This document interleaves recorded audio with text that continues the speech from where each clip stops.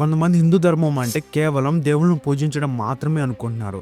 కానీ నిజంగా హిందూ ధర్మం అంటే ఏమిటి? ఫస్ట్ హిందూ ధర్మం యొక్క ఫండమెంటల్ ప్రిన్సిపల్ చూద్దాం. ఫస్ట్ ధర్మం, వ్యక్తిగత ధర్మం, నిజాయితీగా జీవించడం. కుటుంబ ధర్మం, కుటుంబ బాధ్యత నిర్వర్తించడం. సామాజిక ధర్మం, సమాజానికి మేలు చేయడం, ఇతరులను గౌరవించడం. సెకండ్ కర్మ సిద్ధాంతం, సత్కర్మ, మంచిగా ప్రవర్తిస్తే మంచి ఫలితాలు. దుష్కర్మ, చెడు చేస్తే అదే చెడు తిరిగి మనకి ఫలితంగా వస్తుంది. పునర్జన్మ అవసరం లేకుండా మనం భగవంతునితో ఏకత్వాన్ని పొందితే అదే మోక్షం. ఆ మోక్షాన్ని పొందాలంటే హిందూ ధర్మంలో 4 మార్గాలు ఉన్నాయని చెప్తుంది.